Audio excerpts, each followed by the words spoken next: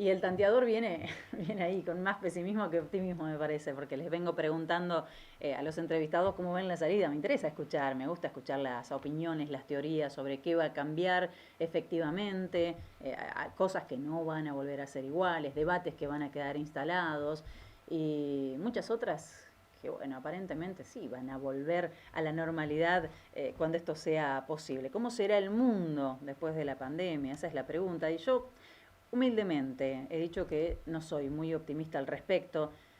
Tengo reparos y mis reparos se fundamentan en las muestras de egoísmo que recién mencionaba, muestras de ambición que predominan en aquellos que están hoy en una situación mucho más cómoda que la de la mayoría de los argentinos y que aún así, sabiéndose en una situación de mayor comodidad, de mayor holgura, intenta sacar un poco más de ventaja. La lista es larga. Formadores de precio, sí, resulta indomable a esta altura los demanes en las góndolas. Hay que decir que hay esfuerzos del gobierno nacional, de las provincias, de los municipios para contenerlos. Hay economistas que explican que de todas maneras hay una cierta inercia inflacionaria que obedece a lo que ocurrió en nuestro país durante los años 2018, 2019. Para más allá de todos estos peros y de todos estos reparos, están claros los abusos. Hay abusos en las góndolas, de los grandes y también de los pequeños. Mi pesimismo se funda también en los Paolos Rocas, señores con los que nosotros, ciudadanos de a pie, laburantes, de manera indirecta o no tanto, hemos tenido que ver porque favorecimos a que se vuelvan millonarios, lo hicimos posible. ¿Qué sería de los Rocas, me pregunto, sin la obra pública, sin los favores de diferentes gobiernos? Y en el futuro, claro, a mí me gustaría preguntar, ¿los Paolo Roca van a seguir haciéndose ricos a costas de la obra pública, a costas del Estado, cuando en este momento le están dando la espalda y están despidiendo?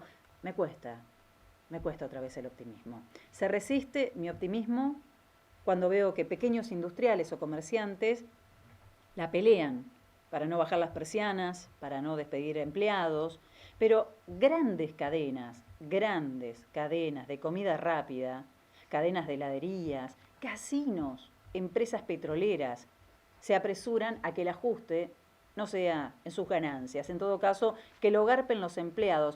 Fue un mes en donde no pararon la mayoría de ellos, ¿eh? No trabajaron, lógicamente, como en otros momentos, a todos les pasa eso, pero no dejaron de facturar. ¿De verdad me dicen que esas grandes empresas no pueden pagar por un mes de actividad resentida, digamos, el salario de sus trabajadores? Ni siquiera un mes. ¿No pueden soportar un mes de cuarentena pagando los salarios normalmente? La escasa respuesta de los bancos ante el pedido del gobierno nacional de acompañar a las pymes y a las empresas con préstamos. La estupidez de los operadores de los medios de creerse dueños del circo tan solo porque tienen permitido oler de cerca el pochoclo. Muchachos, desvariando, apuntando contra el gasto público, poniendo el grito en el cielo ante la propuesta de pago de deuda del gobierno, boicoteándola, jugando a favor de los bonistas. Son lobistas de los sin patria, lobistas del círculo de poder que cree que peor que morirse de coronavirus es el populismo, fíjate vos.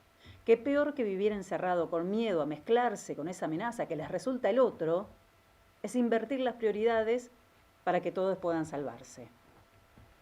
Mi escaso optimismo se funda en las declaraciones públicas firmadas con plumas caras, en lugares que, claro, son inaccesibles para vos, para mí, para la mayoría, condenando cualquier esfuerzo de cuidar a los que menos tienen. Los Vargas Llosa, los Macri, las Bullrich, los Lacalle, alimentan mi desesperanza. No se fueron, ojo, no se retiraron.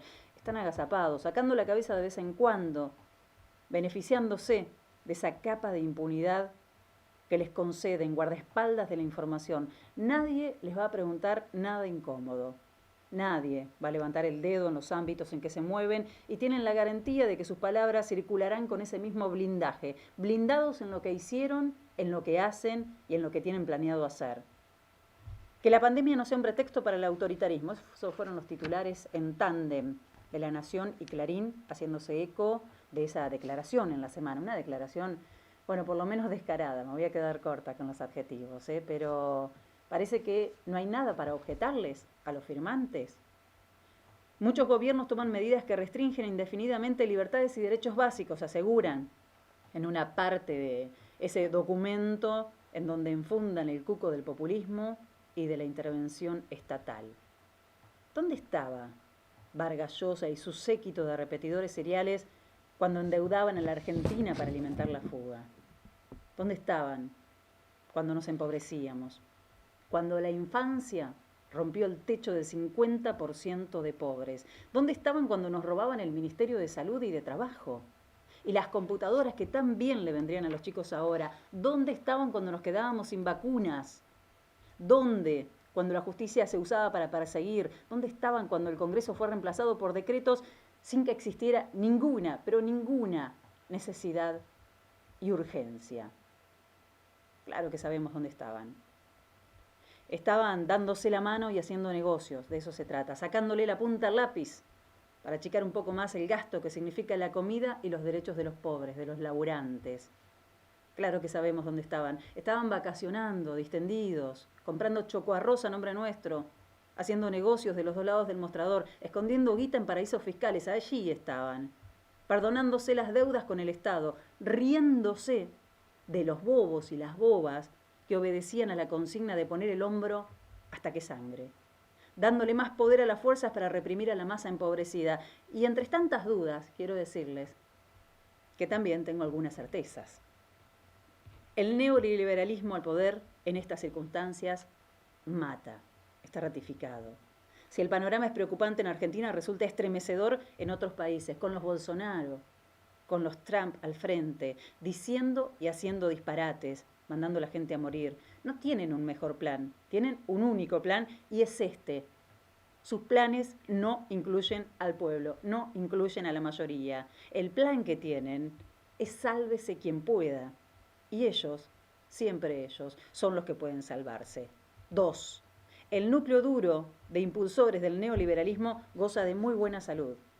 Están a la espera de que todo esto termine para ensayar discursos de estilo triunfalista, tipo yo te avisé, nosotros les dijimos, mirá lo que lograron con el populismo, porque claro, también sabemos, todos y todas, que cuando esto termine seremos mucho más pobres, seguramente tendremos deudas. Algunos suspiraremos aliviados si la catástrofe no alcanza los ribetes temidos, otros estarán preparados, como buenos caranchos, para seguir alimentándose del dolor y de la pobreza. Por eso es importante que el gobierno ya esté pensando en la economía del día después, en un plan para reactivarla. Y 3. El coronavirus pasará, por supuesto. El neoliberalismo, en cambio, se ilusiona en la debacle que le permita un rebrote. En Argentina no gobierna, pero está ahí y también tiene sus trincheras. No soy optimista en grandes cambios. En una de esas, ¿quién te dice? El futuro me sorprende.